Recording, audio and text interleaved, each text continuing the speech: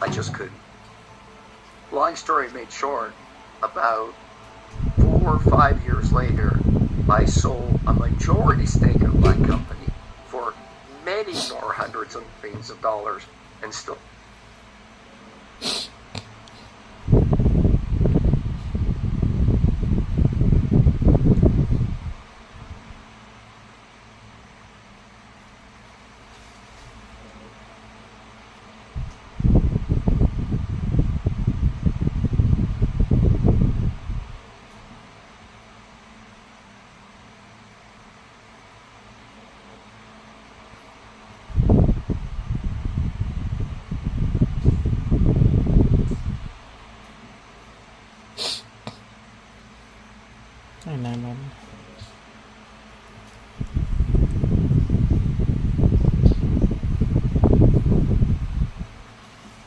own 25% of it. It worked out great. Know when to sell your business. There are only 3 reasons to sell. Time is more important than money. Mark says this all the time. His great saying is, today is the youngest you're ever going to be, so start now. I mean, in fairness, a lot of people say this. My friend Cody Sanchez has a great saying on this. You're young, you're broke, you have no experience, you don't know what you're doing, but every old billionaire in the world will trade his place for your time. And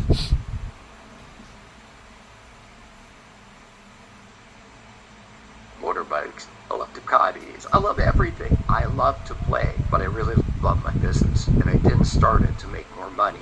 I did it because I wanted to build something great. And so I thought about it, and I was on this high from Mark's advice. I called this equity firm. I said, I'm not going to do it. Man, I felt so good saying no to $100 million. And they were like, okay, great. They hung up.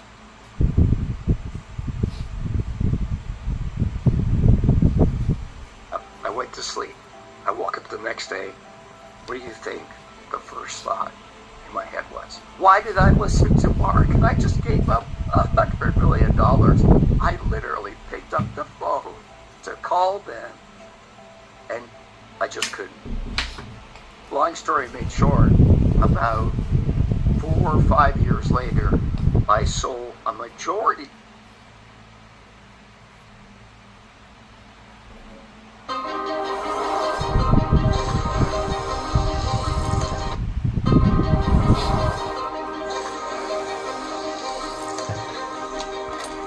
Introducing BrainBridge, the world's first revolutionary concept for a head transplant machine, which uses state-of-the-art robotics and artificial intelligence to conduct complete head and face transplantation procedures, ensuring smooth outcomes and faster recoveries. Because head transplants require high speed, precision, and efficiency, BrainBridge utilizes advanced high-speed, high-precision robotic systems to speed up the process, eliminate human error, prevent brain cell degradation, and ensure seamless compatibility. The head transplant procedure involves removing a person's entire head containing the brain from their current diseased body and attaching it to the body of a healthy, young, brain-dead donor. Head transplants could provide individuals with severe medical conditions such as terminal cancer, paralysis, spinal cord injuries, or neurodegenerative diseases the opportunity to have a fully functional body while preserving their consciousness, memories, and cognitive abilities. The neurons are the longest-lasting functional cells in the human body, and according to our estimates, the brain is capable of lasting several hundred years, provided that the rest of the body remains young. The BrainBridge concept involves the use of the integrated robotics platform comprised of the 2 autonomous surgical robots, designed to perform simultaneous surgeries on 2 bodies, side by side, within a single setup. The complete robotization of the process allows for the surgery to be performed in an environment with varying temperature and pressure. The procedure begins by preparing the donor and recipient bodies. The donor is a brain-dead patient who has a functional body with vital organs in good condition, while the recipient is the patient whose head will be transplanted onto the new body. General anesthesia is administered to both the recipient and the donor. Both patients patients undergo tracheotomy, with a tube inserted into the trachea to provide respiratory support and facilitate mechanical ventilation. Our proprietary artificial plasma solution is administered to both the recipient and the donor. This solution is designed to keep the brain and body oxygenated, prevent clotting, and allow for safe operation at low temperatures. The recipient's head and the donor body are cooled to approximately 5 degrees Celsius to reduce potential brain damage during the detachment. Guided by advanced real-time molecular level imaging systems, BrainBridge carefully separates the heads from the two bodies with the help of a specialized surgical technique that preserves the spinal cord and key blood vessels. Deep incisions are carefully made around the neck to expose the necessary structures, including the carotid and vertebral arteries, jugular veins, and spine. With the help of specialized AI algorithms, BrainBridge tracks both muscles and nerves during surgery to facilitate seamless reattachment. Next, incisions are made in the trachea, esophagus, veins, and arteries. The blood is then completely drained from the recipient's head to prevent clotting. The recipient's head is then positioned adjacent to the donated body using a mobile platform. BrainBridge immediately connects the detached head to the circulatory system of the donor body, which helps maintain blood flow during the rest of the procedure. It also re-warms the recipient's head and provides it with oxygenated blood. With the help of its ultra-precision surgical instruments, BrainBridge begins reconnecting the spinal cord, esophagus, trachea, nerves, blood vessels, and other tissues. This step facilitates communication between the brain and the new body. Tissues, cord, esophagus, precision surgical instruments. BrainBridge begins reconnecting the spinal cord,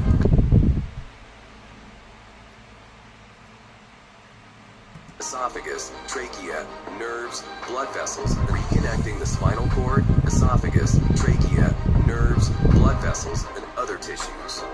This step facilitates communication between the brain and the new body. The machine utilizes microsurgery techniques and delicate microscopic adjustments to ensure the proper alignment and fusion of the spinal cord and other tissues. To help reconnect the severed neurons, BrainBridge uses a proprietary chemical adhesive, polyethylene glycol, which is applied locally to the proprietary chemical adhesive, polyethylene glycol, which is applied locally to the spine at the point of fusion.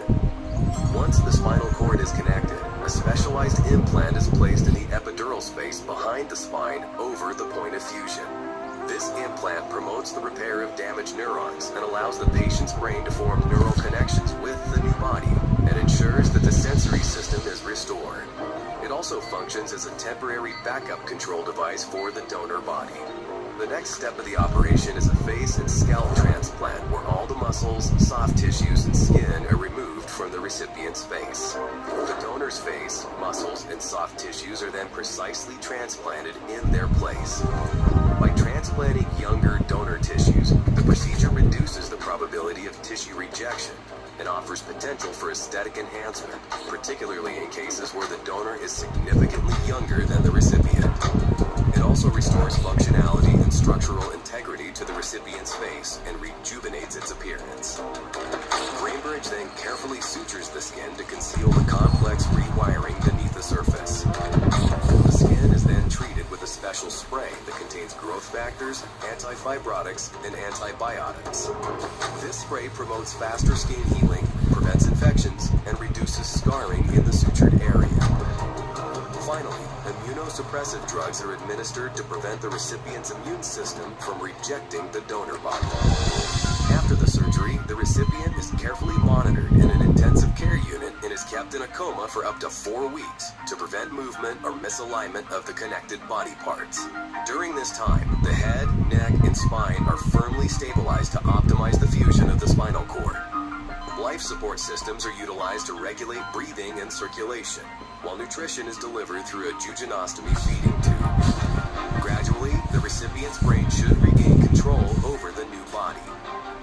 As the recovery process advances and the patient regains mobility, there will be a need for extensive rehabilitation, physical therapy, and psychological support to help the recipient adapt to their new body and regain motor functions. BrainBridge Headband, which is equipped with a brain-computer interface, will allow the patient to communicate their needs during recovery. Thanks to the power of thought, the headband decodes brainwaves and turns them into text or speech. It could allow the patient to control other devices directly from their brain, granting them the autonomy to execute specific tasks independently throughout their recovery journey. Because of the complexity and unexpected challenges of the head transplant procedure, self-learning algorithms allow BrainBridge to avoid errors and adapt surgical plans in real time, depending on the surgery's needs. It can also improve its capabilities over time by learning from previous surgeries. Learning algorithms can recall past procedures and outcomes to continually refine and enhance surgical techniques and post-operative care. While the surgery is being conducted, the BrainBridge algorithm creates a personalized recovery plan, depending on the progress of the procedure and the needs of the patient. To maximize compatibility and ensure seamless integration, we collaborate with the top experts in generative artificial intelligence, brain-to-computer interfaces, and robotics, with multiple successful projects and hundreds of high-profile peer-reviewed research papers. Over the past few years, we developed the end-to-end approach which accounts for every single detail, including immune compatibility, brain-body connectivity, replacement of the visual and olfactory systems, and post-operative rehabilitation.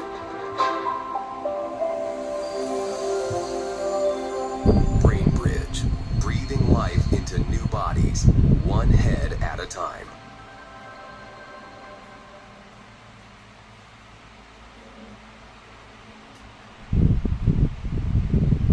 Robert White's experiments with monkeys and Professor Vladimir Demikhov experiments with dogs. So I thought that if this technology could be improved and could be done safe enough to make the transplant on human and to make the transplant with the point where the brain will be able to control the new body, it will make sense. And of course we should evolve this procedure and make it happen.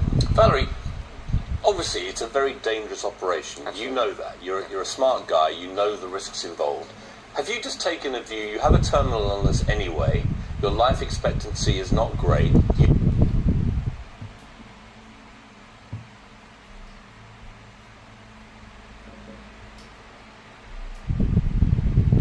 You have nothing to lose. No, right? That's what you think. All of a sudden the door was open and before I knew it I was on the side of the road, bleeding a lot. And Ben, you were on the coach, weren't you? Because you'd been on the same tour, and you were upstairs. What did you know about Seb and what had happened? Well, I kind of... Global jitters, caused by the tariff tsunami unleashed by President Donald Trump, took a toll on India's stock markets, which corrected after last year's stratospheric rise. Despite the dampener, the country churned out a record 205 billionaires on Forbes' 2025 list of the world's billionaires, up from 200 last year. A weaker rupee didn't, corrected after last year's stratospheric rise.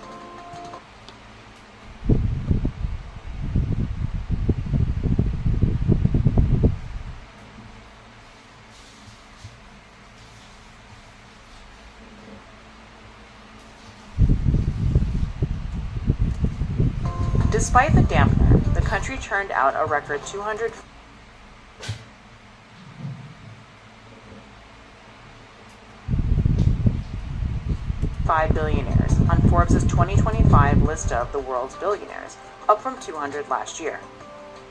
A weaker rupee didn't help. Their combined wealth is $941 billion, down from $954 billion in 2024. The 10 richest Indians are worth nearly $337 billion, over a third of the total, down by a massive $56 billion from a year ago. The bulk of that decline can be attributed to the falling fortunes of the richest and the second richest billionaires, who saw their combined wealth erode by $51 billion. Despite a 20% drop in his net worth to $92.5 billion, Mukesh Ambani retained his position as both the wealthiest Asian and วันนี้เพิ่งดูเมื่อก่อนดูว่ามีการเปลี่ยนหัวมานานแล้วแต่ว่าอันนี้เพิ่งรู้ว่าเปลี่ยนหน้าได้ด้วยเธอเปลี่ยนหัวก่อน ไปใส่ร่างใหม่ใช่ไหมแล้วคราวนี้ก็ได้ร่างใหม่มาแล้ว แต่หัวยังเก่าหน้ายังเก่าแล้วก็ถอดตัดหน้าอันเก่าออกแล้วก็เปลี่ยนเป็นหน้าใหม่ที่เด็กกว่าเดิมร่างก็เด็กเดิมทั้งตัวเลยIndia's richest person, though he's no longer a ก็คือ centibillionaire. เส้นทางเป็นอมตะ Shares of his Reliance Industries conglomerate lagged the market, falling 15% since the last list.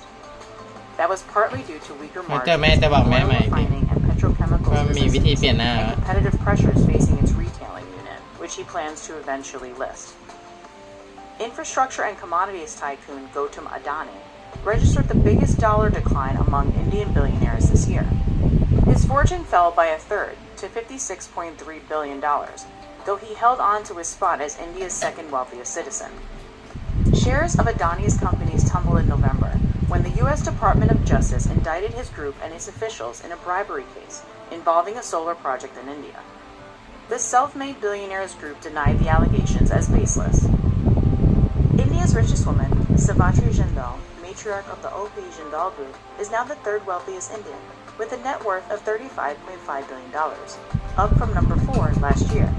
Her Mumbai-based son, Sajin Jindal, made an ambitious push into electric cars by acquiring 35% stake in the Indian arm of MG Motor, a unit of China's state-owned SAIC Motor.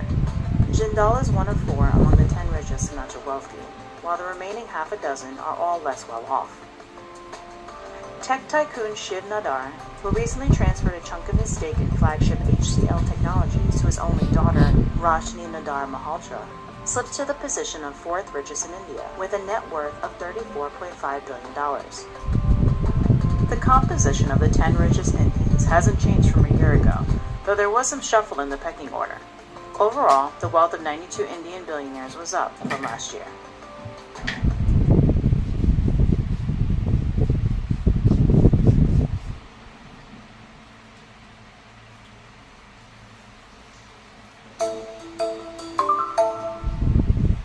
Hi everyone, I'm Maggie McGrath, Senior Editor at Forbes. This week, President Trump unveiled sweeping tariffs, announcing a 10% tariff on all imports to the U.S. and additional tariffs on 60 of the U.S.'s greatest trading partners. Joining us to break these tariffs down and talk about their economic impact is my colleague, Giacomo Tonini. He is a staff writer on the Forbes Wealth team. Giacomo, thanks so much for being here. Happy to be here. Thanks, Maggie. So there are a lot of numbers that we're about to dive into, and let's start with the ones that everyone is talking. Hi, I'm Elon Musk, and you've got your ticket to space.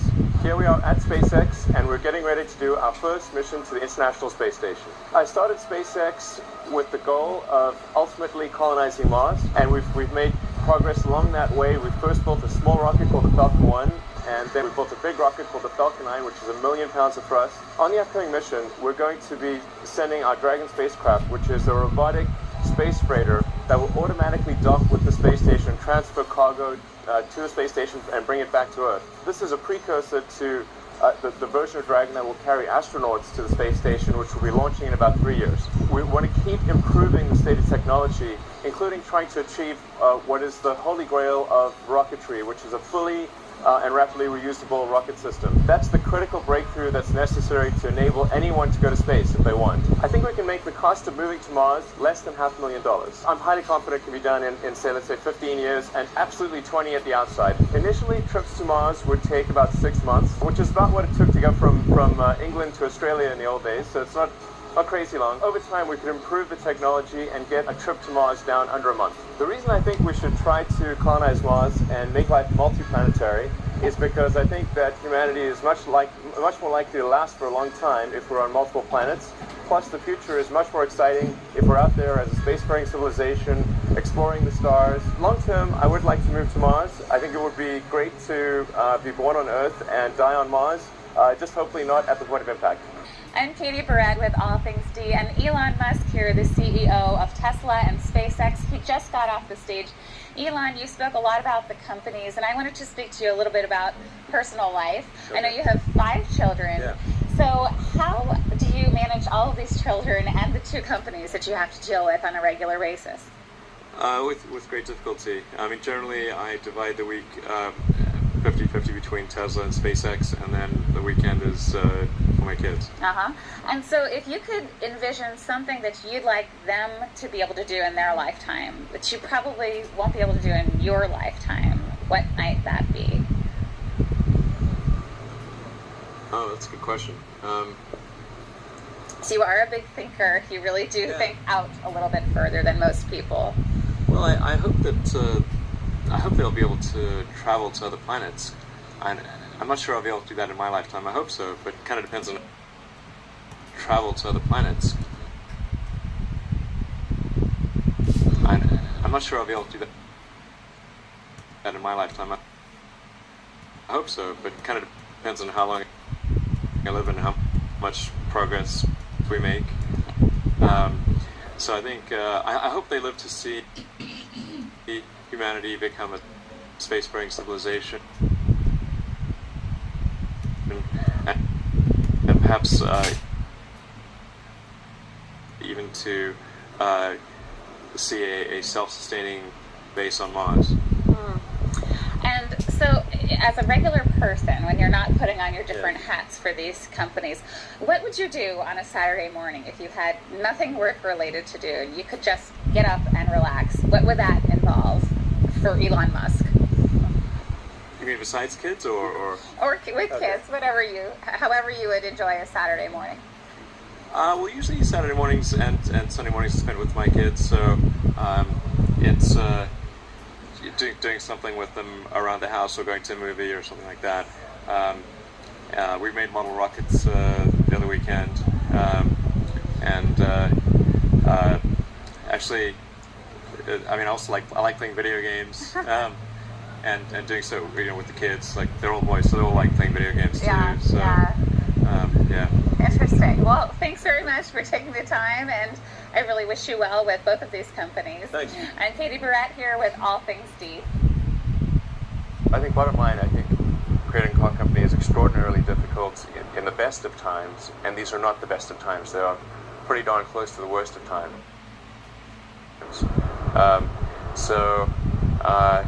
It's very, very hard, obviously.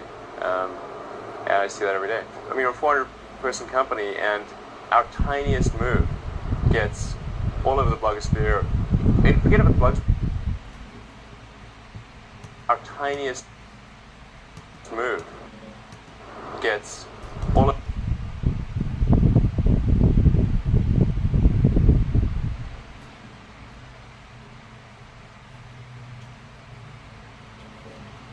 over the blogosphere.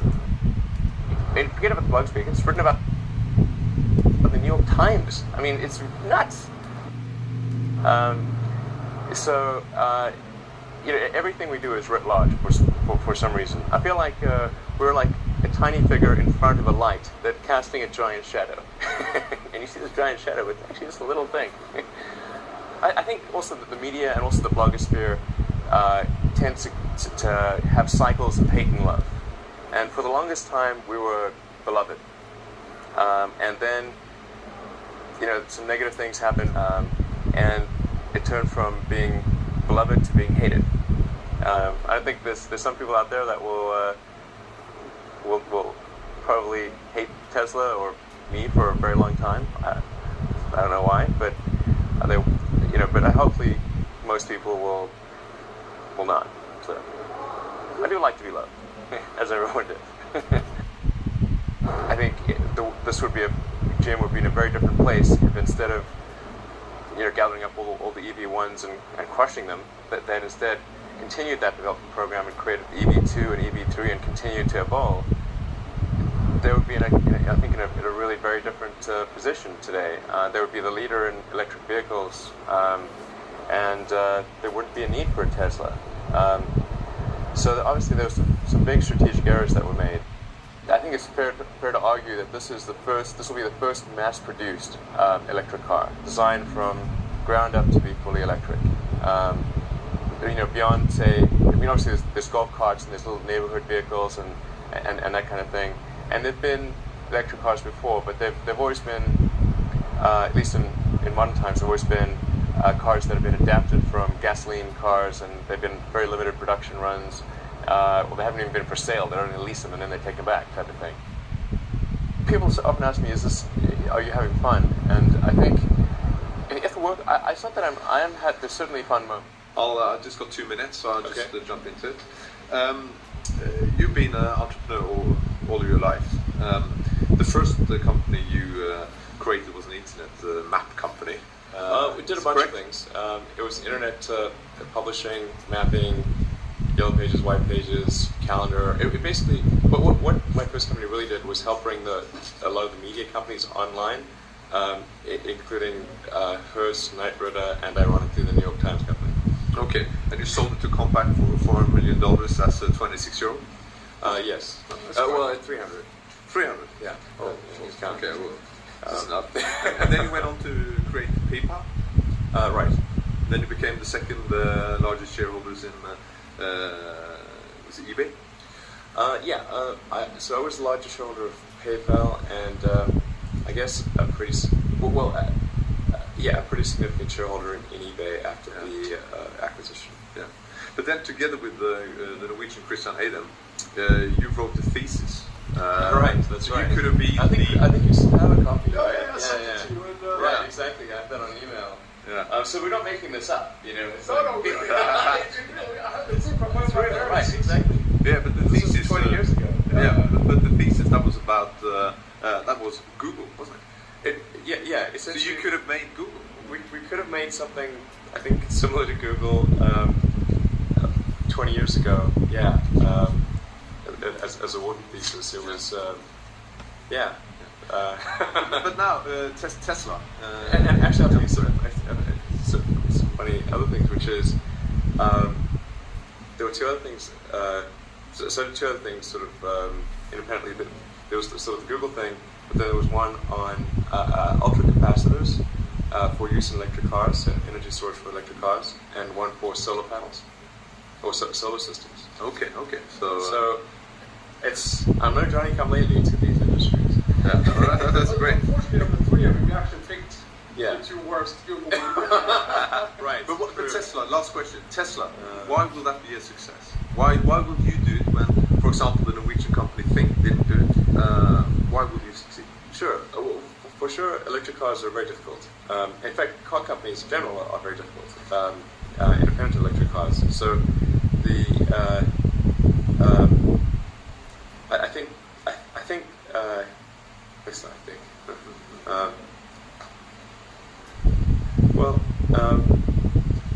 with in the case of Tesla, I think we finally got kind of a critical mass of talent to create a car and manufacture a car, and the technology timing is right to be able to create a compelling electric car. Something that's really a great product that stands on its own, whether or not it's electric. I think that's sort of the critical threshold. And in the past, companies weren't able to really put together that critical mass of talent and resources, and the technology, sort of fundamental technology, wasn't quite ready. And so they ended up making cars that were not good value for money. They were a bit too expensive, and the performance wasn't there, the range wasn't there, and so people would look at that and say, it doesn't make sense from a value for money standpoint. The range isn't long enough. It's maybe got some other concerns people had, and so they didn't make it. Okay, thank you. All right. The Tesla Roadster is the first compelling electric car at a compelling price in over a century.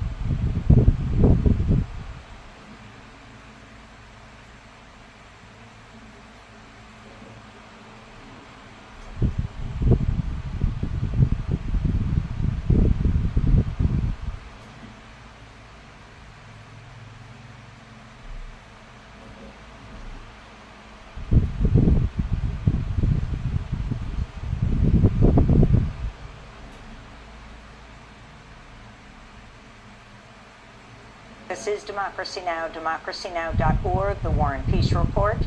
I'm Amy Goodman in Muncie, Indiana at Ball State, and Juan Gonzalez is in Chicago. While many federal agencies are facing crippling cuts and being forced to cut essential services, President Trump has announced he would seek a $1 trillion budget for the Pentagon. He made the comment while speaking to reporters alongside Israeli Prime Minister Benjamin Netanyahu. We also essentially approved a budget which is in the facility, you'll like to hear this, of $1 trillion, $1 trillion, and nobody's seen anything like it. We have to build our military, and we're very cost conscious, but the military is something that we have to build. We're joined now by William Hartung, Senior Research Fellow at the Quincy Institute for Responsible Statecraft. His new piece for Forbes is headlined, Does America Really Need a $1 Trillion Pentagon Budget? He's also co-author of the forthcoming book, The $1 Trillion War Machine, which will be out later this year. So Bill Hartung, answer your own question. Does the Pentagon really need a $1 trillion budget? Talk about what's going on here as DOGE, as the Trump administration slices and dices and removes and eliminates other agencies. Well, do we need $1 trillion is kind of a softball question because the answer is absolutely no. We're already spending too much, and this really gives the lie to the idea that it's about efficiency. They've almost eliminated the Agency for National Development, like private education, cutting the Centers for Disease Control, going after Medicaid, cutting staff at the Social Security Administration. If they're about efficiency, first of all, they couldn't do it overnight. They'd have to study what works and what doesn't. So basically, they're decimating our civilian government, which provides needed services here and abroad, and they're rewarding Pentagon contractors, including Elon Musk, who's got unprecedented power. You know, the Silicon Valley militarists don't even need to lobby this administration because they're embedded within it. J.D. Vance was groomed by Peter Thiel, the Silicon Valley military person. You've got Musk, you've got people spread throughout these different agencies. There was some hope because of Trump's rhetoric, and they're rewarding Pentagon contractors, including Elon Musk, who's got unprecedented power. You know, the Silicon Valley military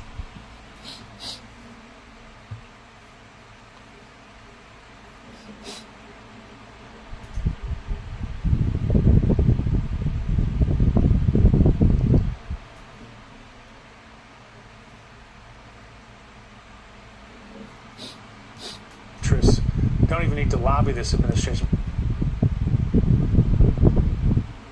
because they're embedded.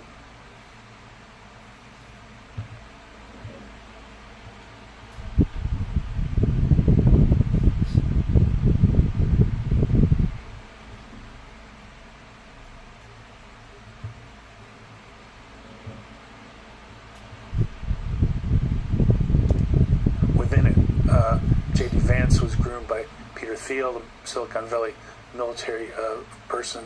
You've got Musk, you've got people spread throughout these different agencies. There was some hope because of Trump's rhetoric. He said, well, if we can, warm up to China and Russia, we could cut military budget in half. Nuclear weapons cost too much. I was pretty sure that was just a kind of a bone to those in his base, some of whom are sick of endless wars, don't trust these corporations. But I didn't expect him to really go along with it, and indeed he has. And he's talking about building a golden dome, which is sort of akin to Reagan's impenetrable Star Wars missile shield, which almost all scientists say is not possible to do.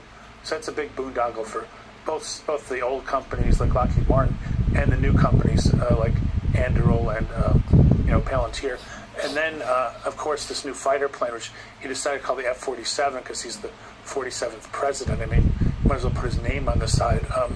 There's no indication this is going to work. Andrew Coburn, a longstanding analyst, has written a piece about this. So at the same time, they're saying, they're going to preserve every penny, spend it wisely. They're putting money at these new boondoggles. Of course, they've never passed an audit. They paid dramatically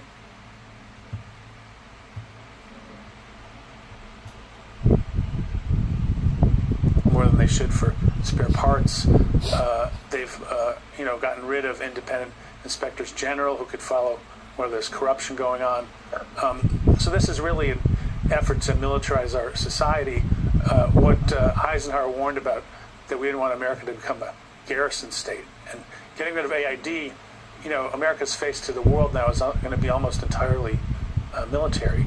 Now, AID had its problems. It also provided clean water, food, HIV prevention services that help millions of people around the world. So I think this really is bad for America's influence in the world. It's bad for large numbers of people. Almost the only beneficiaries are going to be the weapons contractors. And of course, this is going to be the highest Pentagon budget since World War II, so higher than peak of Korea and Vietnam, higher than the peak of the Afghan and Iraq wars. And it's completely unnecessary, and it's actually going to make us less safe. And Bill, you've written other articles questioning even whether the official Defense Department budget is actually much larger, possibly twice as large, the military budget of the United States. Could you talk about this discrepancy between the official budget and the actual expenditures of the U.S.? Yes, well, it's not just the Pentagon budget that has a military purpose or is the result of militarized foreign policy. Nuclear warheads are done in the Department of Energy. Some of our military aid is in the International Affairs budget instead of the Pentagon budget. Of course, the Veterans Administration has mushroomed to take care of the Iraq and Afghan vets, of whom hundreds of thousands have physical wounds, PTSD, and so forth. And then, part of our interest on the debt is attributable to our huge military expenditures, and that interest is soon going to be higher than almost any other government agency. So whether you're concerned about fiscal responsibility or basic services, this is just not the way to go. And the rationale for it is this kind of cover-the-globe strategy that we need 750 military bases, 11 aircraft carriers, essentially floating air bases, more nuclear weapons. We need a different strategy. This idea of getting tough and peace through strength has been a disaster in this century. If you look at the outcomes of the wars in Iraq and Afghanistan, which were supposed to be won through superior technology, but then because the opposition knew the local terrain, local culture, come up with cheap countermeasures like improvised explosives devices, all the technology in the world was not going to win those wars. So the idea that we're going to take the same approach against a large, powerful country like China could be a recipe for disaster. The lead kind of arguments in that front are coming from Silicon Valley militarists like Peter Thiel, Palmer Luckey, and so forth.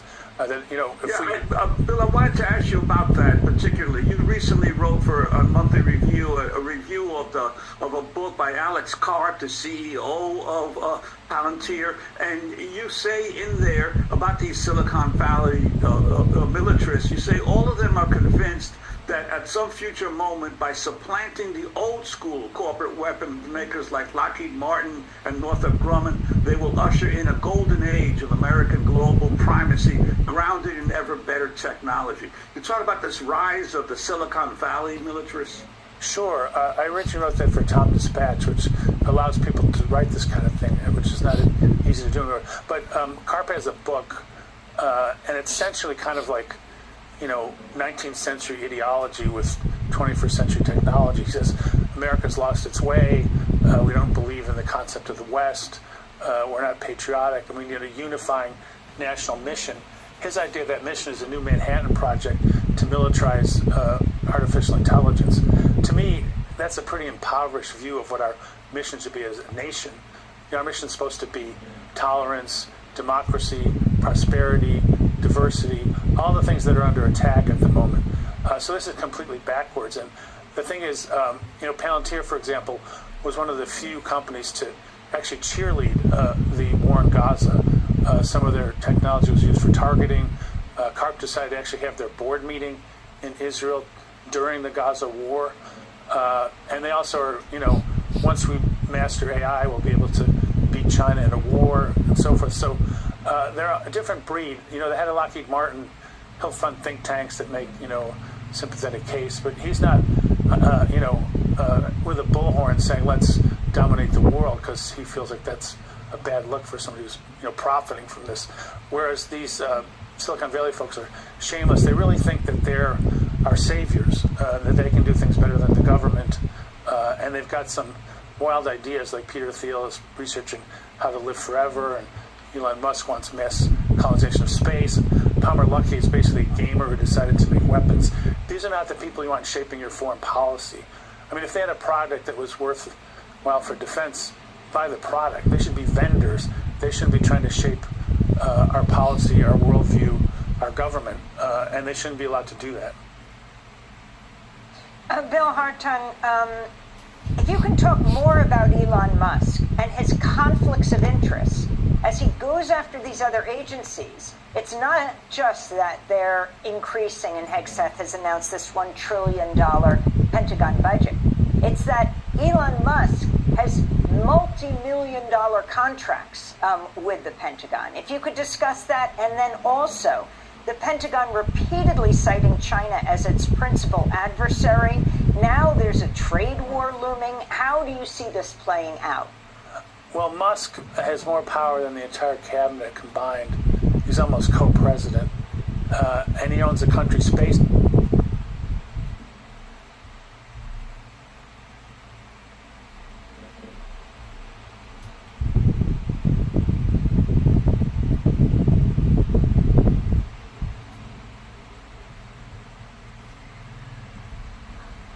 Cabinet combined, he's almost co-president.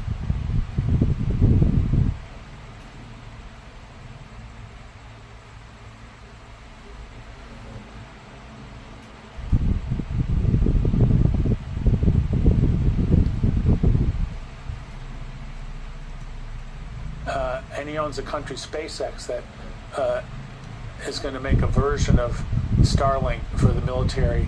Launches a lot of our military satellites.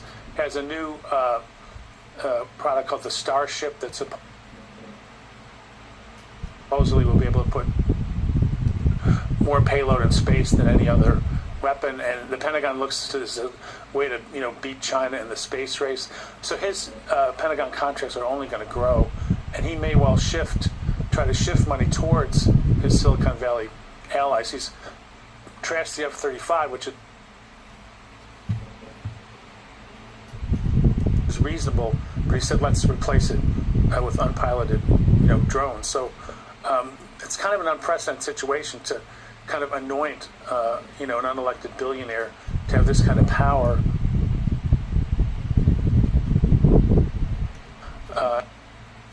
And especially since the Pentagon has a very obvious conflict of interest. I've never seen anything like this. I mean, these folks were vetting people during the transition of who could work at the Pentagon, and of course Musk.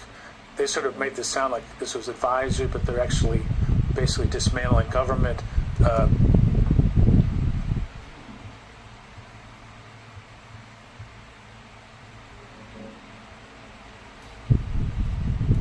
Laying off scientists, experts who we need for things like fighting pandemics.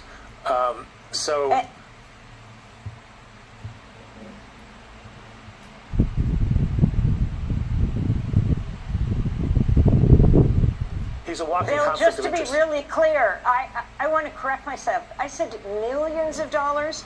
The U.S. Space Force announced Friday it would award SpaceX contracts. SpaceX is Elon Musk's company, privately held company. It would award SpaceX contracts worth approximately $5.9 billion, $6 billion. Yes, and it'll only grow in the future. In fact, Bloomberg has said this is kind of the weapons contractor of the years to come. Whether they can, outplay Lockheed Martin that gets $40 or $50 billion a year is yet to be seen. But there's going to be a battle. Silicon Valley is embedded in the executive branch. Lockheed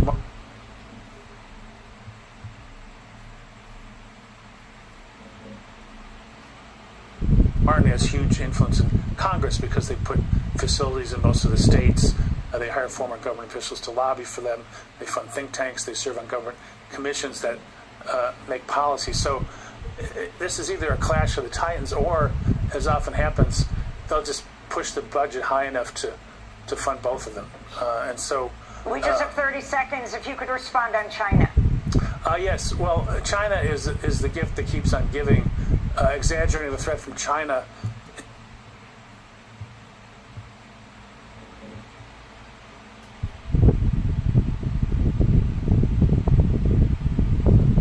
is a way to fund these companies. I mean, it's basically in Washington State, China, that's another $1 billion for weapons contract. In fact, we should have an accommodation with China, not be preparing for a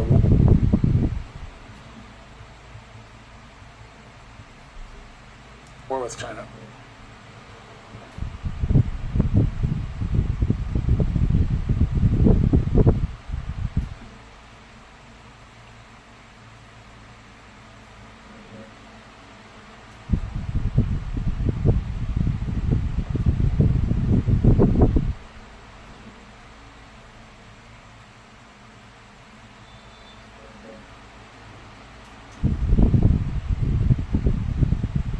Trump's man-made economic crisis, the one that currently threatens the life savings of Americans from coast to coast and all across the ideological spectrum, is straining even the most reality-challenged corners of his once airtight grip on the information landscape.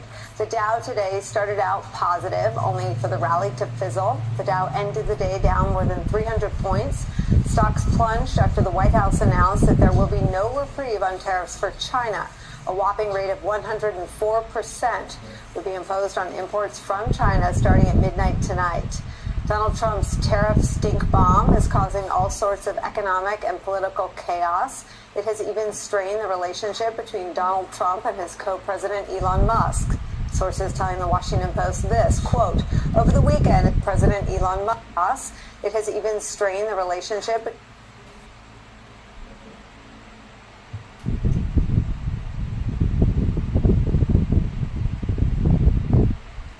between Donald Trump and his co-president Elon Musk.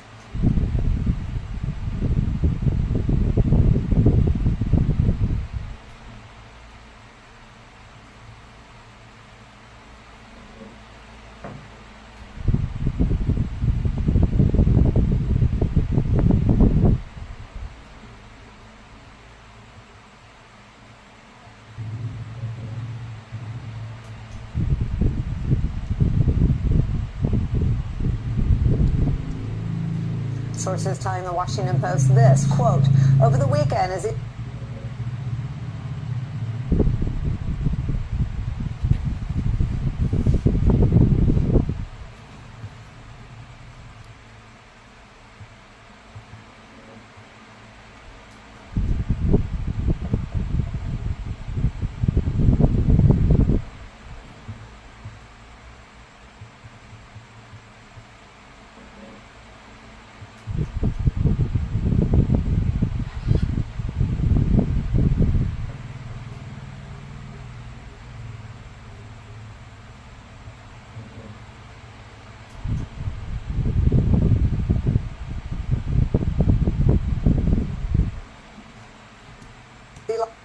Elon Musk launched into a barrage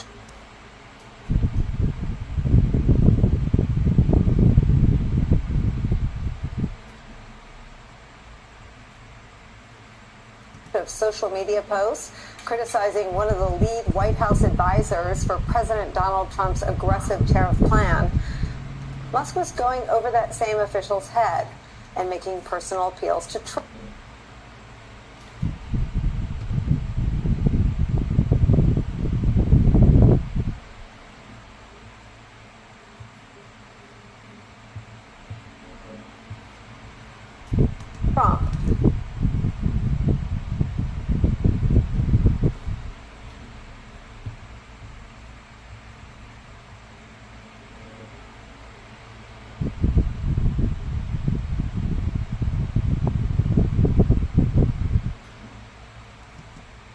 The attempted intervention has not brought success so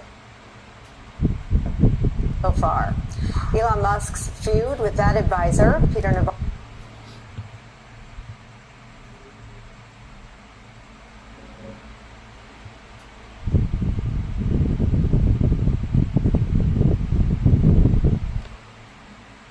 Navarro continued today. Musk calling Navarro, quote, dumber than a sack of bricks, end quote, and a, quote, moron.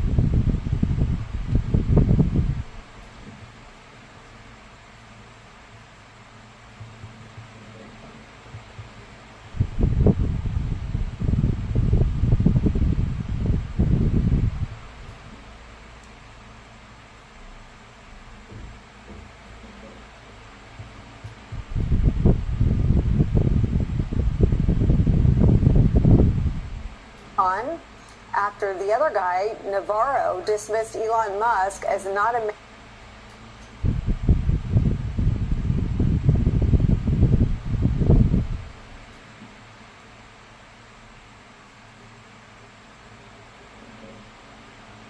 manufacturer, but a quote, car assembler.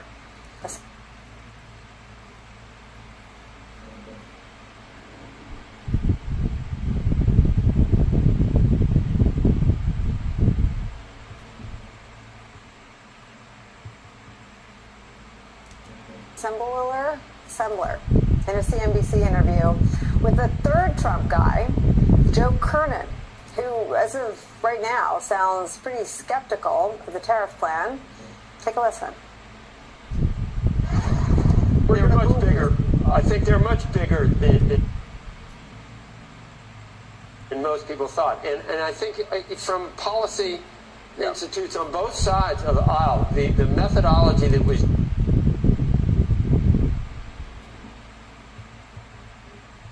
used has been universally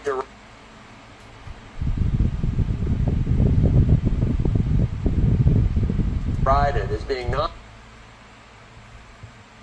non-serious. I think you'd have to concede that this was not the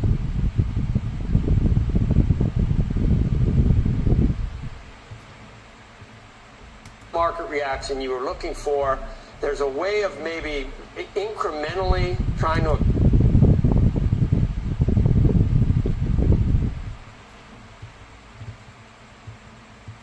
accomplish some of the things that the president wants to do in a reasonable, serious way. And this just almost across the board has caused what you're seeing in the stock market and a lot of head scratching and head shaking on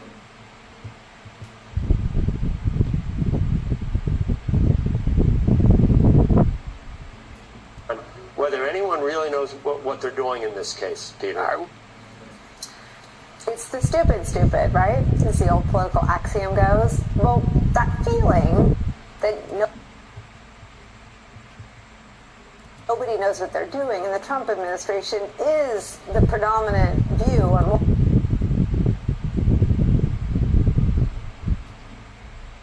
Wall Street, even among Trump supporters who have a direct line to Trump or top Trump aides. Brand new reporting in the New York Times reveals that an all-hands-on-deck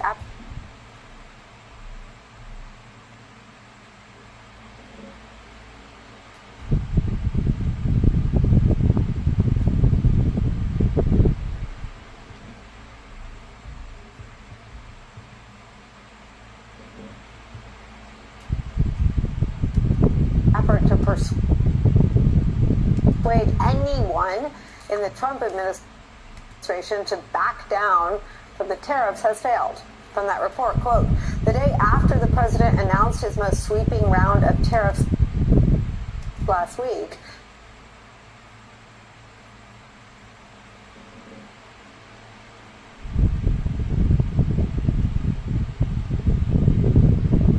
chief executives from major banks, including Jamie Dimon of J.P. Morgan Chase, had a private meeting with Commerce Secretary Howard Lutnick. It was organized by a lobbying group in Washington. But Lutnick was not persuaded to reverse course. Over the weekend, mega donors to Trump's re-election effort tried to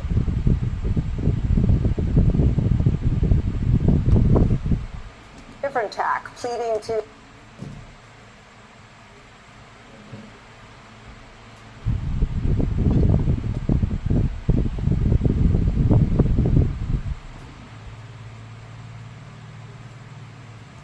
pleading their case in calls to Susie Wiles, the White House Chief of Staff, and Treasury Secretary Scott Bessent.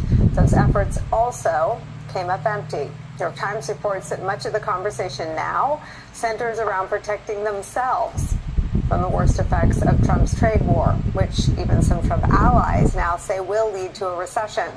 Fox Business host Maria Bartiromo, who went all in on Trump's 2020 election lies, which she said in doing that, along with a few of her other colleagues at Fox, cost that network $787 million. But even she, of $787 million fame,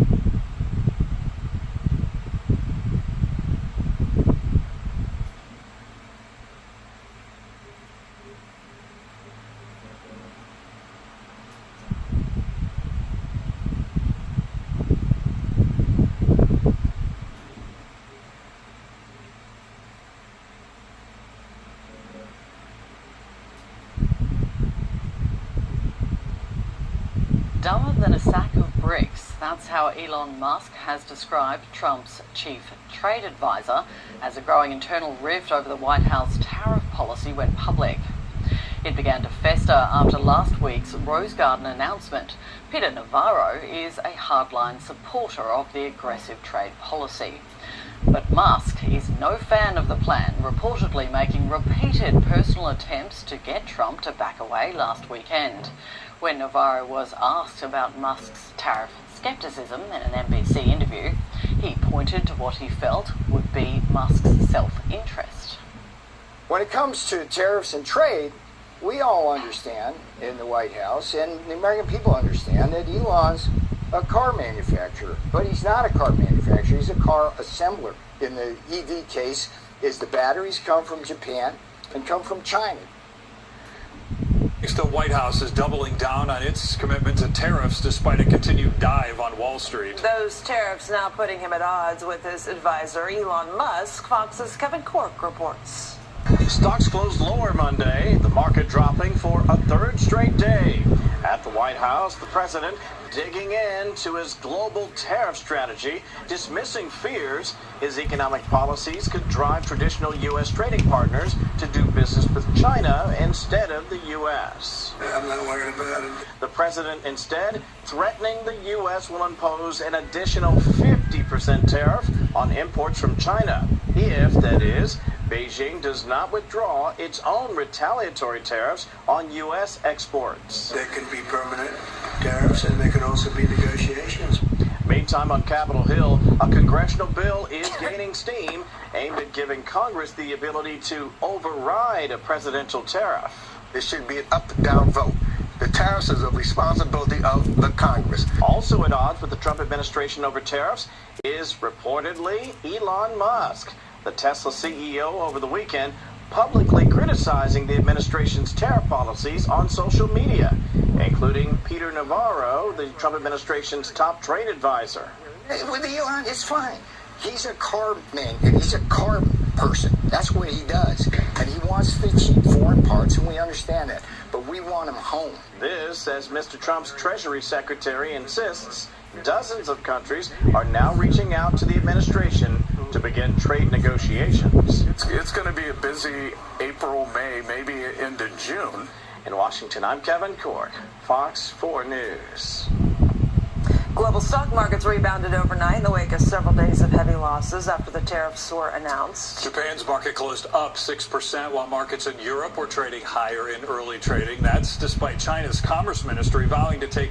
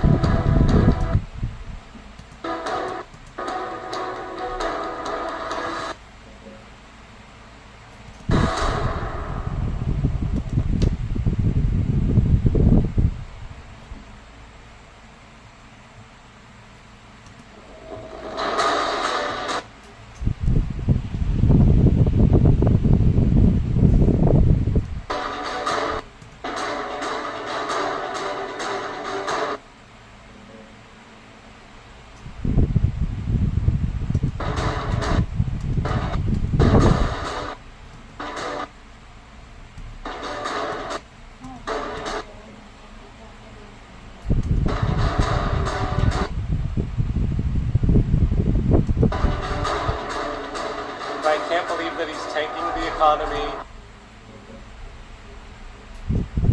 and he's tanking the government, and it's all being done for him and for Elon Musk and all the billionaires and everybody else. It's not for me. It's not for the people who live in my neighborhood. It's for all of these billionaires. And I'm glad to see so many people came out today. I mean, we need it. I want more people to show up and get him out of office. It's terrible. I've started to feel like what's at stake is our democracy, and it's important to take a stand and not just silently let it happen. Hands off means restore what we've had as a democracy. And so it's being touched in the most dangerous ways. In fact, when we were making our poster and we were saying what to have hands off, we had trouble limiting the list. The list got so long. Everything he represents, it's like if you took the worst of America and shoved it into one body, it would be Donald Trump. He's a horrible, small-minded person who is easily maneuvered, and the people who are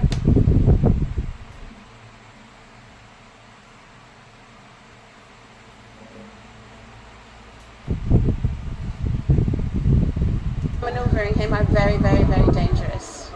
And he's very dangerous, but he's a small-minded and not, frankly, very smart person.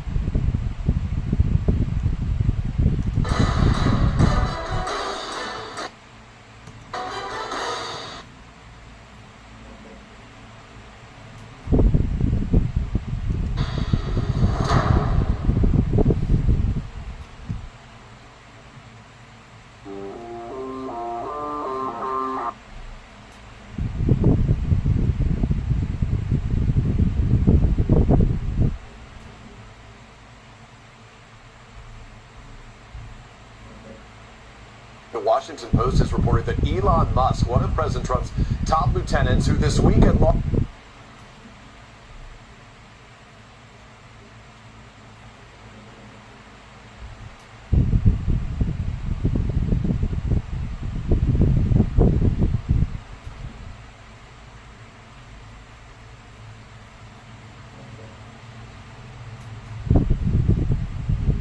launched a barrage on social media with posts criticizing President Trump's aggressive tariff plan, also made personal appeals to President Trump to rethink those tariffs. He made those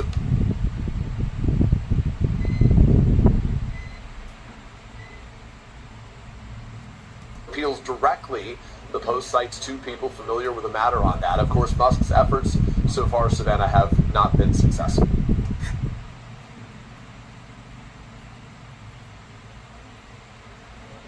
You want to see a market crash? If we lost this election, I think the market would go down the tubes. We are a nation whose stock market's continued success is contingent on MAGA winning the next election. Trump cash versus Kamala crash. We're going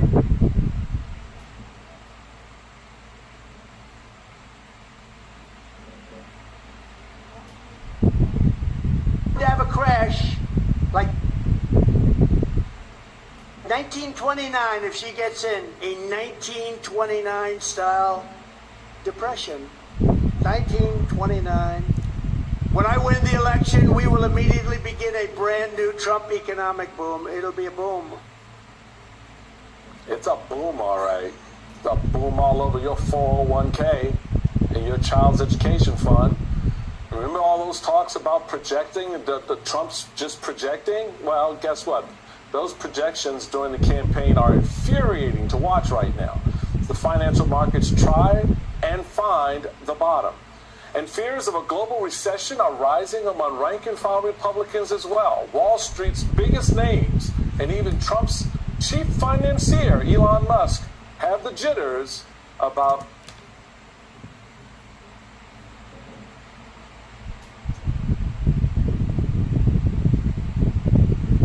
all of this great economy that Trump is creating. The concerns from the billionaire class and their bankers comes as mass protests this weekend sprung up across America, with all 50 states seeing demonstrations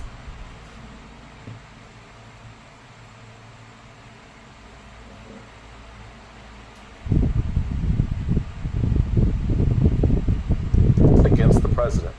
Financial turmoil and those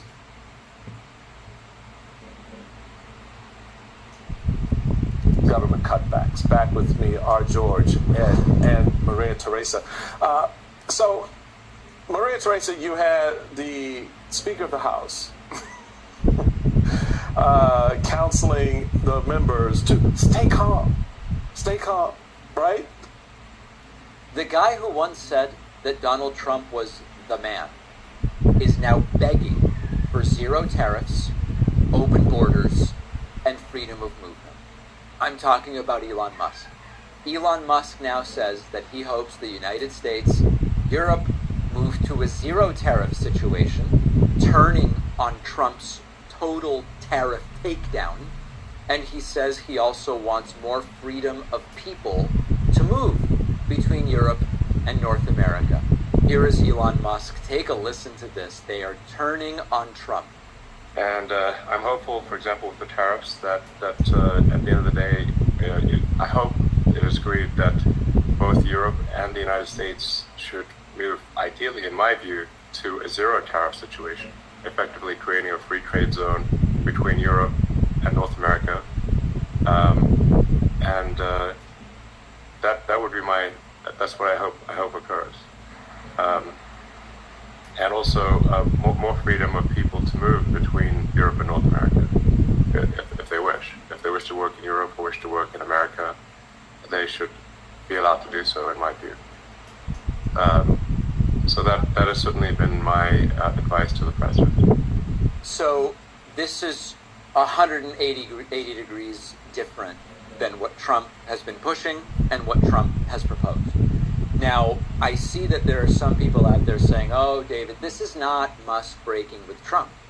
They all have the same goals. Musk wants zero tariffs, and Trump eventually wants zero tariffs. This entire global tariff gambit, where even islands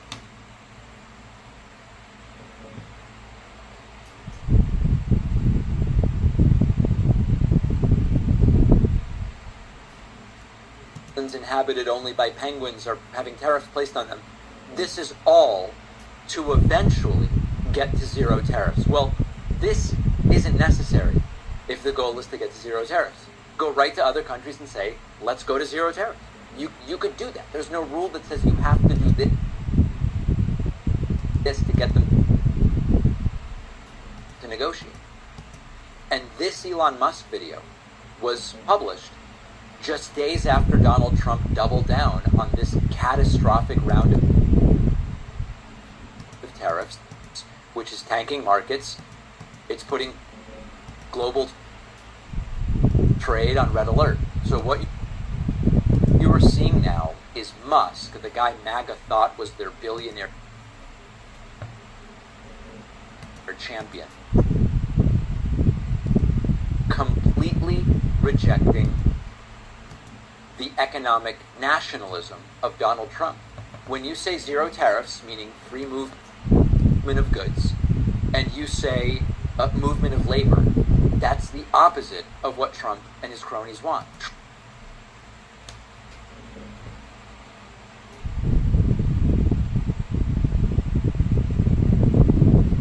Trump and the far right have worshipped Elon as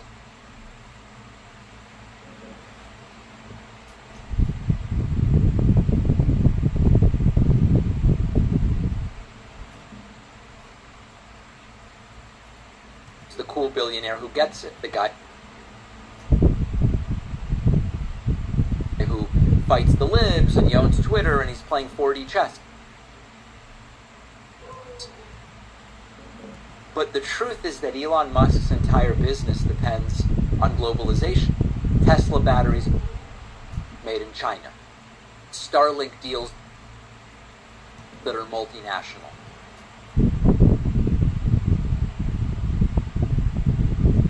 AI talent that is global. Manufacturing that is cross-border. A workforce that depends on international visas to bring highly skilled people to the United States to work for Elon's companies. The Republican coalition is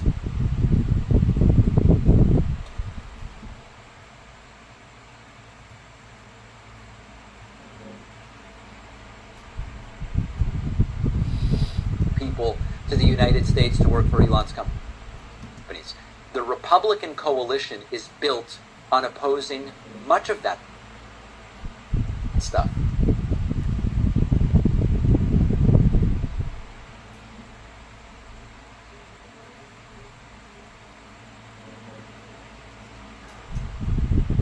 They want to be the party of billionaires and also of blue-collar workers. How is that going to work? They want to worship capital, but they hate globalization.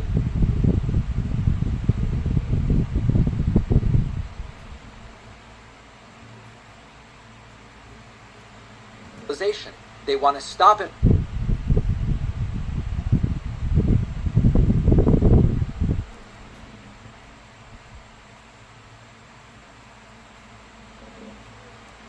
Immigration, but grow the economy? It's just not possible right now. You can't run an economy like Elon Musk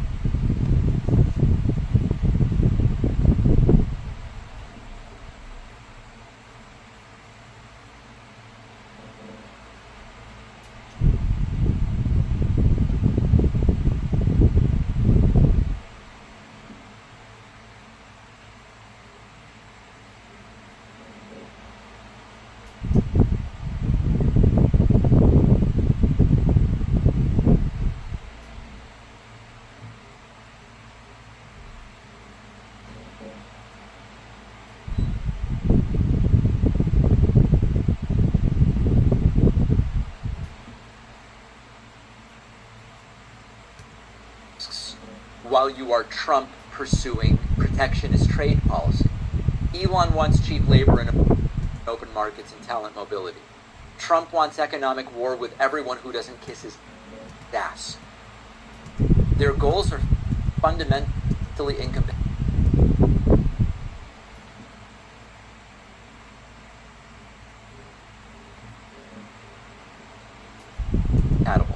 And after the break, we are going to talk about bigger cracks opening. It's not just Elon who now is saying, this isn't making a lot of sense. Now Elon is on his way out. We already learned last week that Donald Trump seems pretty displeased.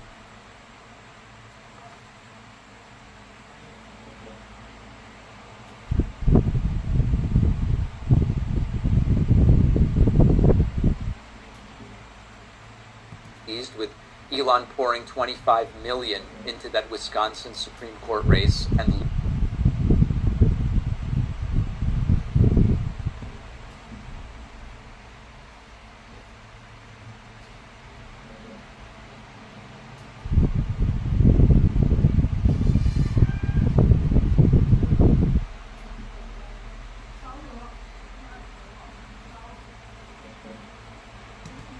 losing it.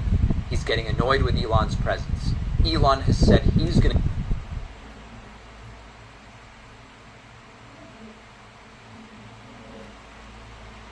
go back to running his business. And then when Trump was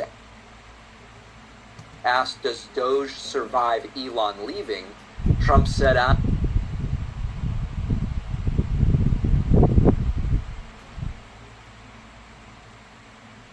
I'm not so sure. At some point, Doge is going to end. Well, now it's getting even bigger.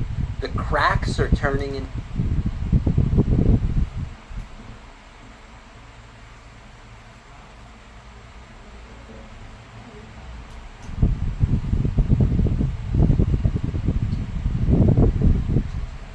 To crevasses. And we are going to talk about that after this short break. We've covered on the show extensively how I don't have to participate in that. And for some, it's just the realization more people are after this short break. We've covered on the show extensively how more and more people are stepping away from organized religion. For some, it's just the realization I don't have to participate in that. And all of a sudden, we have seen a serious shift. But not everybody is okay with that shift.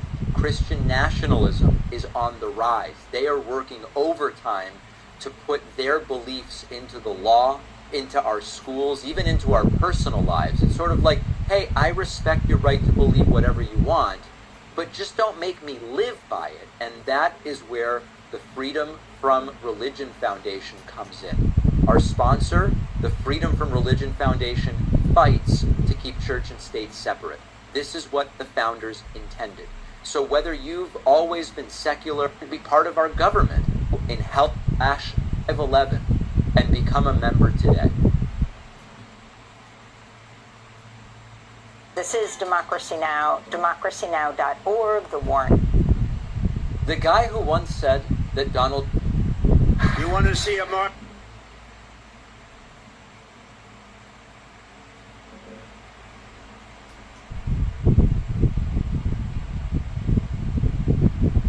This is indeed a sad morning. Very sad morning. When this committee, the oldest and most continuous in the Congress, neglects its responsibility and essentially holds this hearing today to block any further discussion. The men and women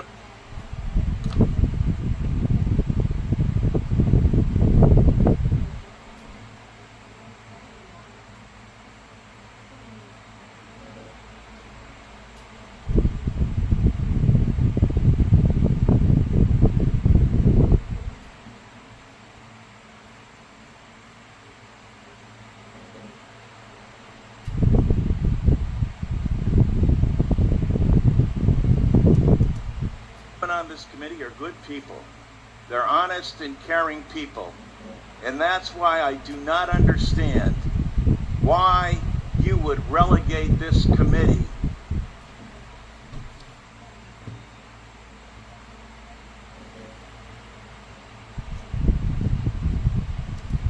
to no longer being of significance and resort to saying you will do whatever Elon Musk and Donald Trump tell you to do. Where's the independence of the committee? Where's the legislature? Where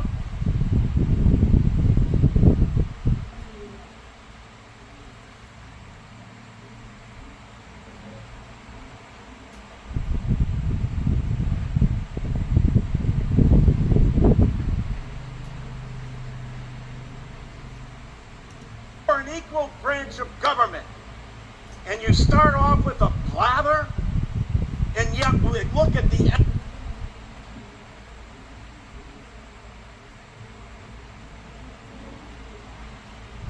empty seats here. Where's Elon Musk? I'm sure he's a genius and is a very credible person because of the wealth he's accumulated. But that does not put him above the law or the responsibility to come before this committee in this Congress. If he's so great, if these plans and all the fraud and abuse that he found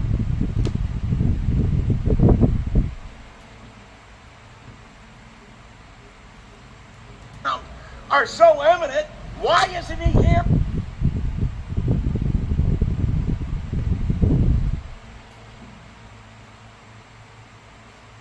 They're explaining it. You know why. Because he's out to privatize Social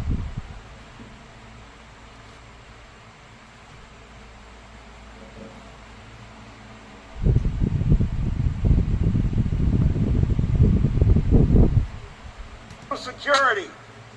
He's been on television the last couple of days talking exactly about Social Security, Medicare, and Medicaid, and what he intends to do. Privatize it. The American people, some of them may have been born at night, but not last night. People are aware of this. Every single one of your districts, all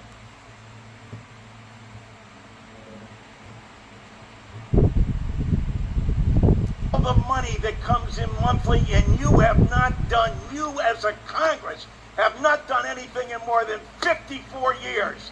And now you have someone coming in to privatize a system, something you have longed to do going back to 1982, because Elon Musk thinks that this is the best thing to do.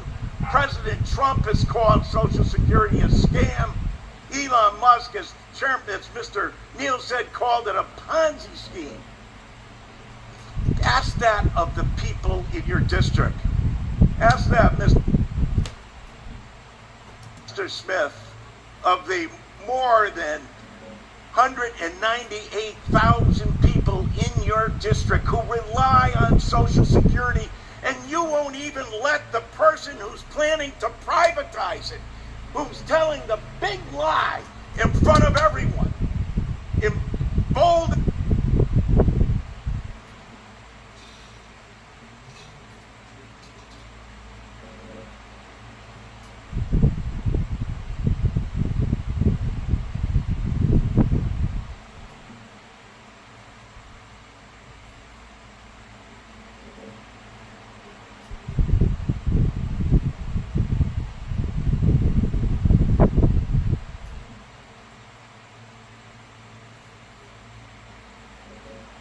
We begin with a story that has really striking revelations, and it's from inside the Trump cabinet meeting. And this is something where we're going to learn a lot in the next couple moments. You may have heard a little bit about it, but I'm going to go through the evidence, the facts here, because it is exactly what this Trump White House and a lot of what Elon Musk is up to. It paints a picture of it in a way that's different from what we've heard in public, from all of the usual PR and the political press conferences and the efforts to tell a certain story. We're now going to go tonight together behind the scenes. This is reporting that shows what many would call a dysfunctional White House, and you'll see why.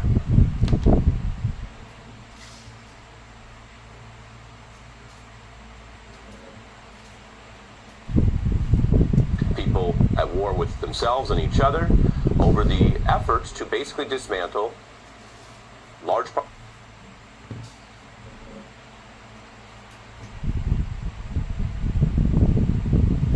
parts of the federal government by someone who doesn't run the federal government, wasn't elected to the position, Elon Musk, and clashing with the very people who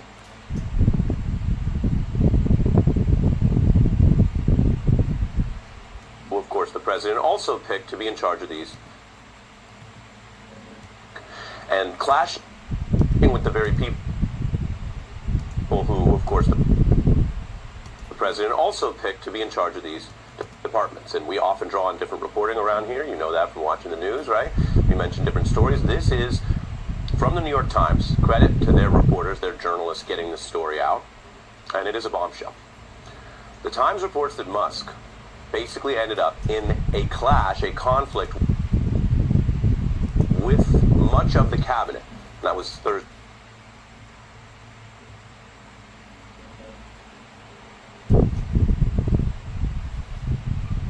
this week, and laced into these other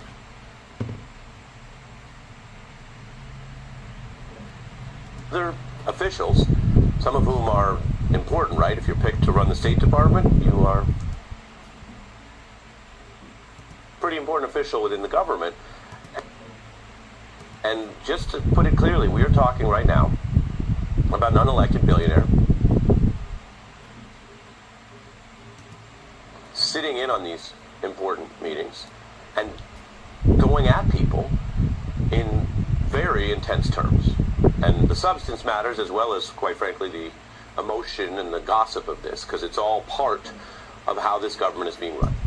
Musk going at Secretary of State Rubio, according to the New York Times, basically saying that Rubio was not firing anybody. Quote, "You have fired nobody."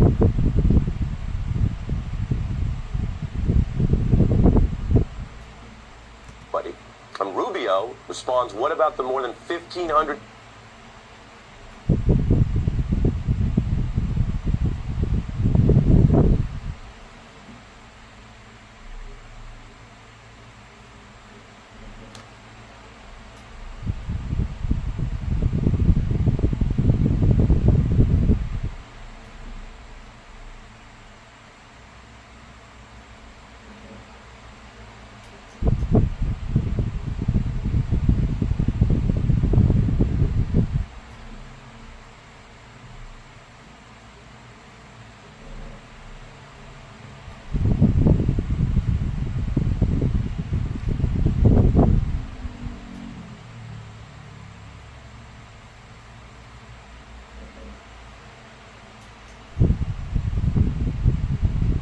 Welcome everybody, great show today. We're actually going to record this one rather than immediately deleting it because it's so bad.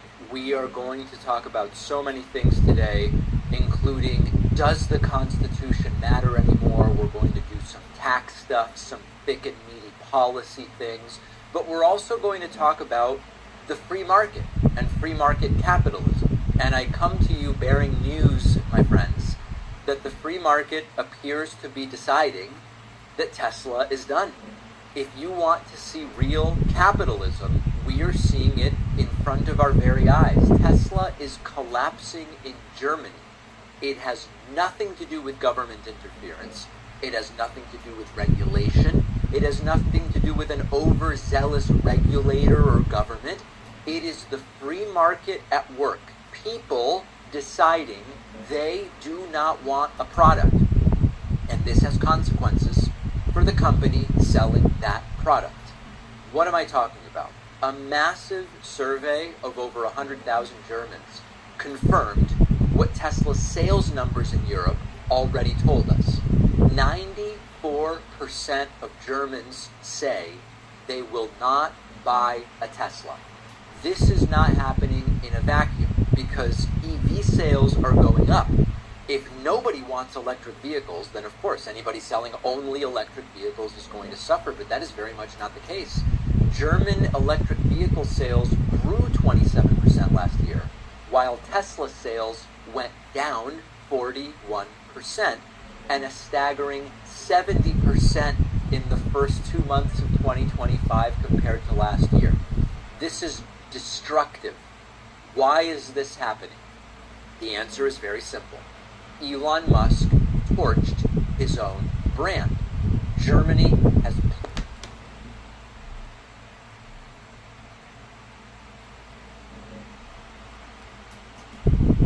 plenty of electric vehicle options. They are choosing anything but Tesla. Because when your CEO is out there praising the far-right AfD party, meddling in elections,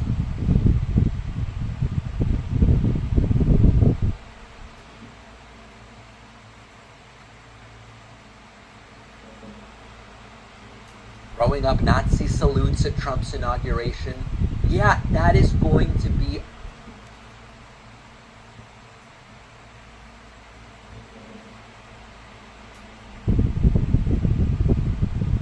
a problem in a country that takes its history a little bit more seriously than Elon Musk does. Now, we zoom out from Germany.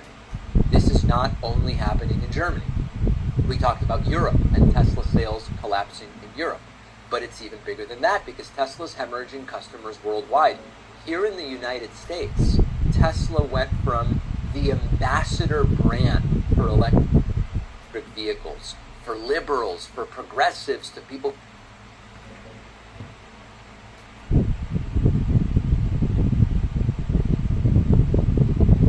who care about the environment, to a rolling billboard for Elon Musk's far-right political fantasies and delusions. So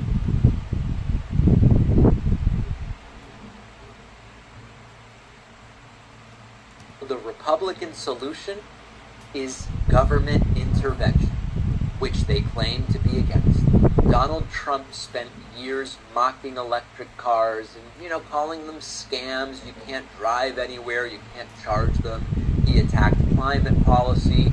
He just last week did this full-blown Tesla infomercial from the White House where he climbed into a Model S and said to his followers, it's an American-made car. I love Tesla. Republicans who spent decades attacking government subsidies for electric vehicles are suddenly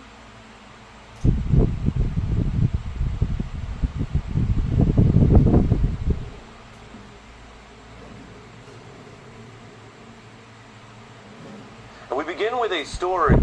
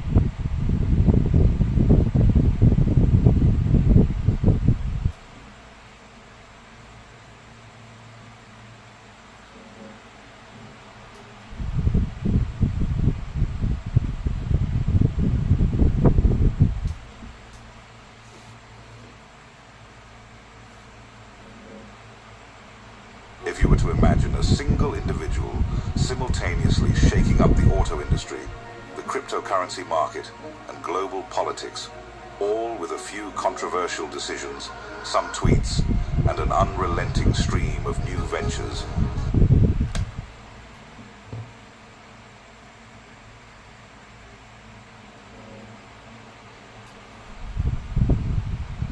you'd be hard-pressed to find anyone who fits that description.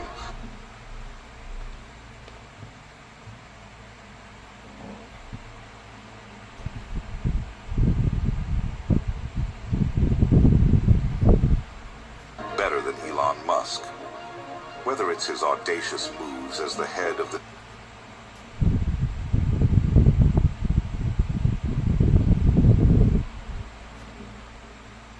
Department of Government Efficiency, Doge, his polarizing remarks that send dog-themed crypto values soaring, or his relentless drive to keep Tesla at the forefront of electric vehicle innovation. Musk is a modern-day master at taking, and often thriving under, enormous risk. But what sets him apart is not just his appetite for risk, it's how he manages it, internalizes it, and his appetite for risk.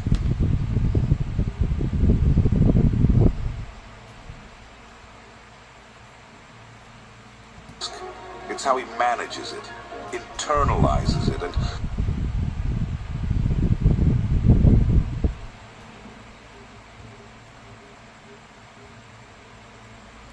uses it to transform entire industries and even spark global controversies. He's been called, "You have greatness within you. You have the power to create your own." if you were to imagine a single individual simultaneously shaking up the auto industry, the cryptocurrency market, and global politics, all with a few controversial decisions, some tweets, and an unrelenting stream of new ventures, you'd be hard not visionary all at once. Global uses it to transform entire industries and even spark global controversies. He's been called genius, disruptor, populist.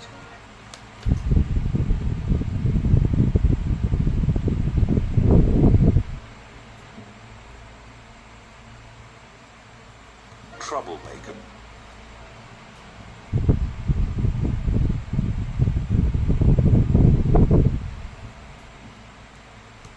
And visionary all at once, often by the same people in a single day. The underlying theme here is that Musk is willing to stake his reputation, his fortune, and even the goodwill of entire governments on the future he imagines. And more often than not, it's paid off spectacularly.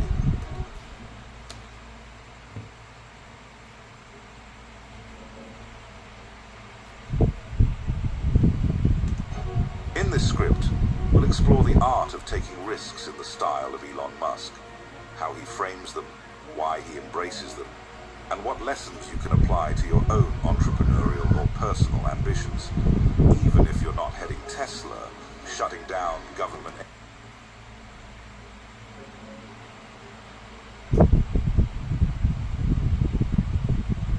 agencies, or single-handedly driving up the price of Dogecoin. We'll also weave in some recent data points from his political maneuvers in early 2025.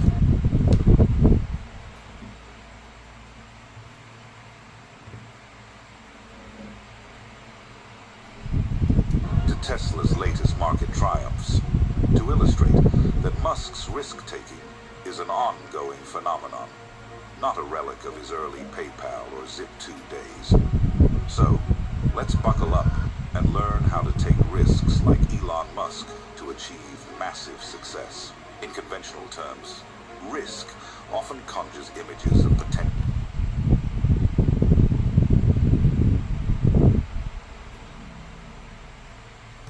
losses, be it money, reputation, or stability.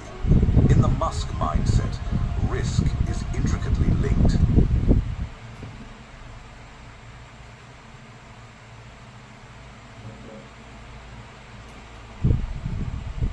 to possibility. facility. Rather than fixating on what could go wrong,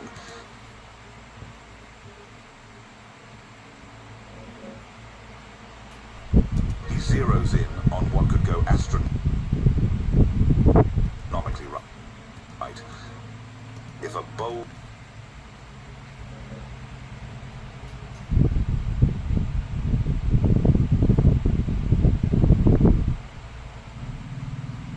vision pans out, opportunity over fear, Musk enters markets like electric vehicles or reusable rockets that most deemed unprofitable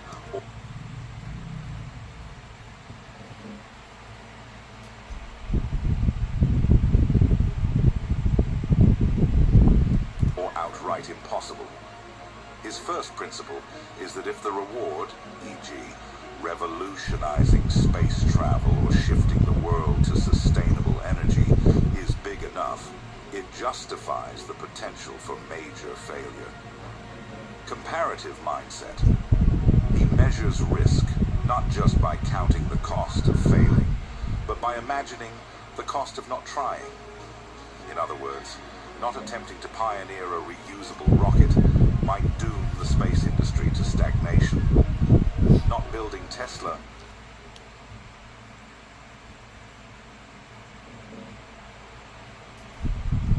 might mean letting legacy automakers continue with slow EV adoption.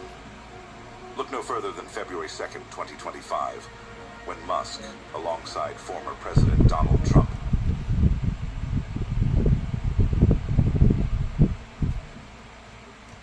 announced the planned shutdown of the U.S. Agency for International Development, USAID. Shutting down an entire government agency is a staggering risk.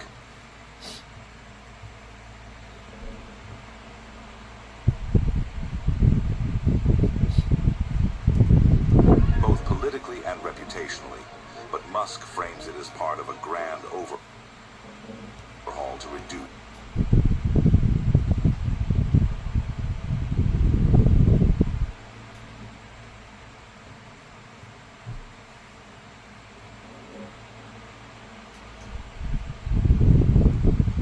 inefficiencies.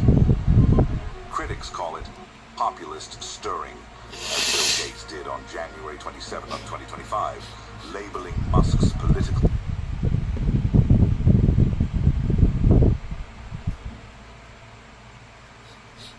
moves insane. Yet from Musk's viewpoint, the bigger risk might be leaving a bloated bureaucracy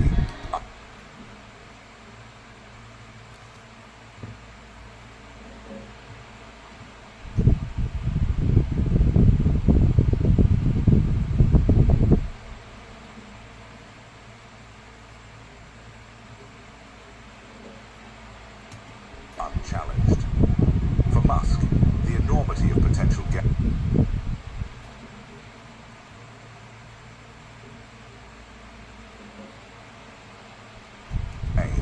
transforming a system or forging a new industry outweighs the immediate backlash or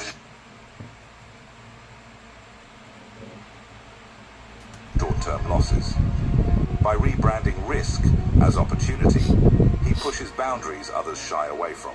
Part of taking risks, like Musk, involves stepping into the limelight. Plenty of founders or CEOs prefer to keep their heads down, focusing on product development away from media scrutiny.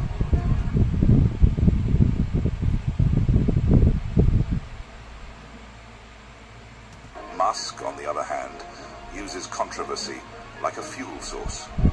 He'll tweet about shutting down the Department of Education, as per the Department of Government Efficiency's next target on February 4th, 2025. Or weigh in on global politics, knowing it will spark both outrage and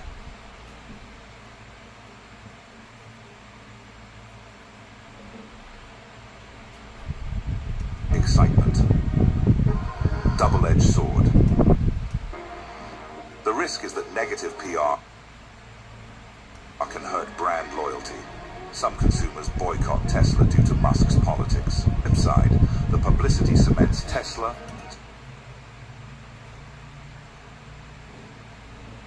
SpaceX, and Musk's other ventures in the public consciousness. This contradictory dynamic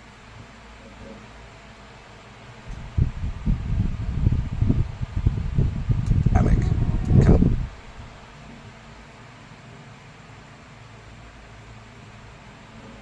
lead to short-term turbulence.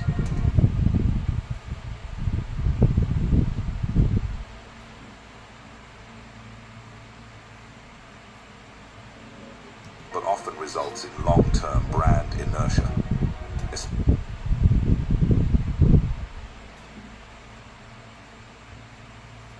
Especially when the product or innovation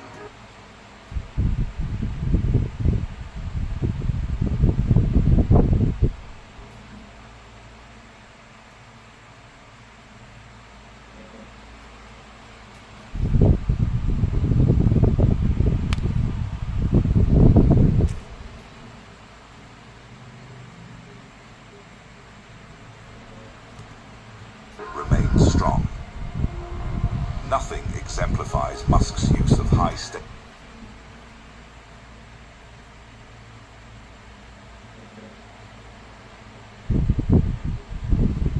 publicity more than his engagement with cryptocurrency. On February 4th, 2025, Dogecoin soared 10% after Musk warned Reddit trolls with possible federal action. This single incident is a snapshot of how Musk wields social media to shape entire markets. It's a staggering risk.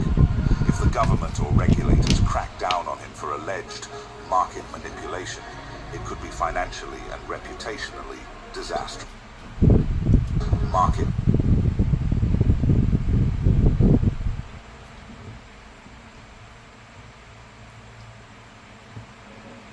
manipulation.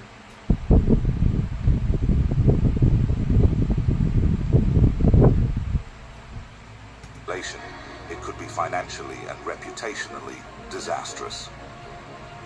Yet, Musk seizes these moments to maintain the narrative that he's an uncensored visionary,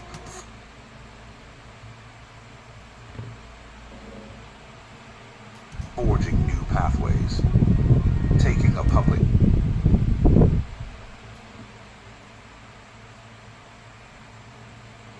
stance, especially a polarizing one, magnified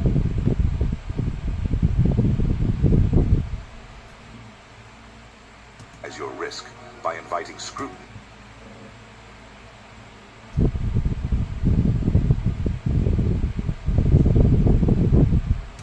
and potential retaliation.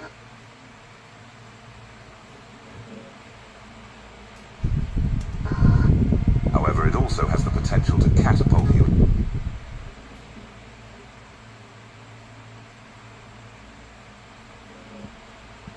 into a realm of influence that can pay dividends for your ventures. Successful high-risk takers weigh the pros and cons, but once they decide, they go all in publicly. In early 2025, Musk's appointment to head the Department of Government Efficiency, DOGE, sparked near immediate controversies. From the plan to shut down USAID to rumored targeting of the Department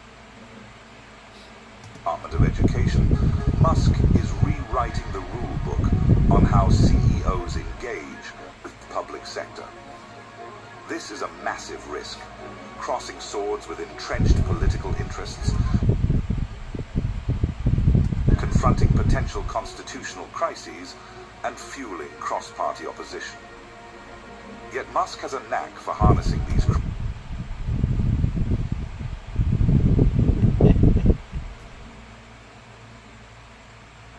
crises to showcase his brand.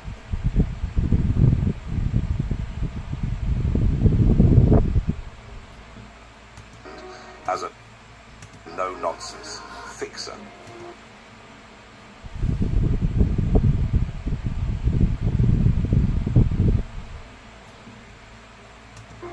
Some supporters cheer him on as a much-needed disruptor to stagnant bureaucracy.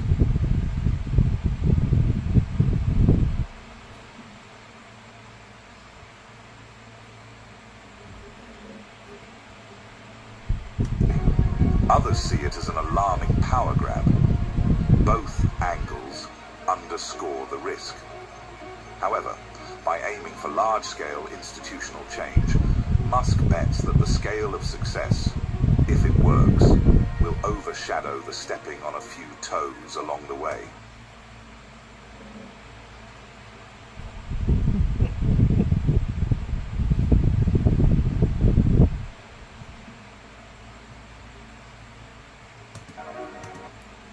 Simultaneously, Tesla soldiers on under Musk's leadership.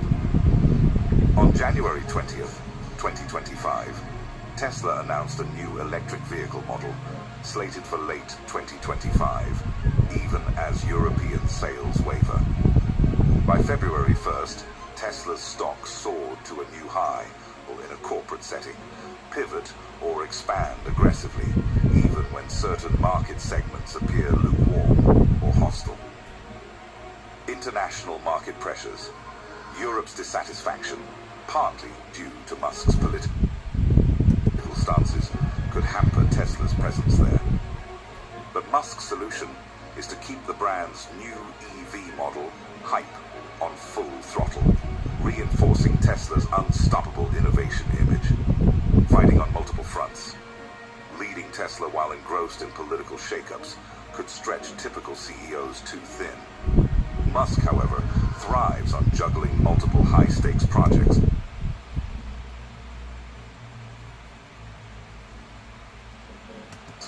Accepting that some will yield spectacular wins, while others might falter.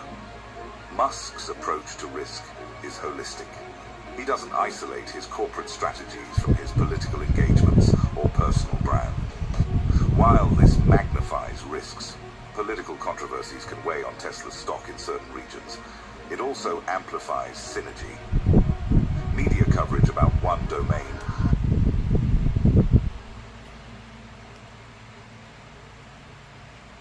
cross-pollinates interest in his other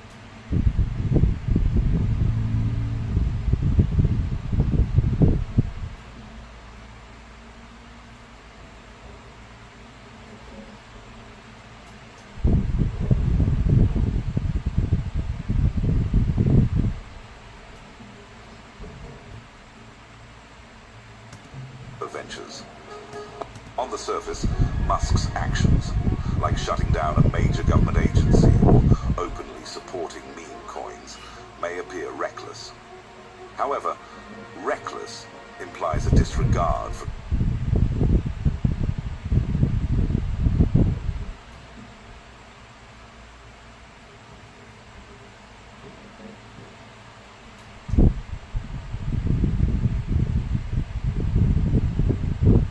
for consequences. Musk, by contrast, invests significant mental and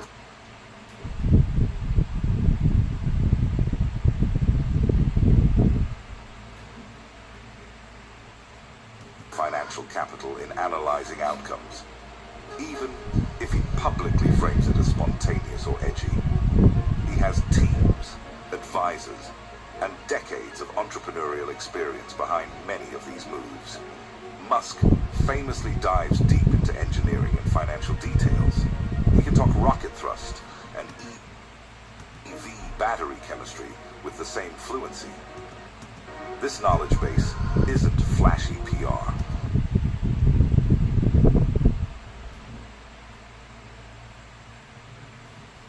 It's the bedrock that ensures his crazy leaps have been vetted by some underlying logic. Planned chaos. The swirl of controversies often arises from a well-thought-out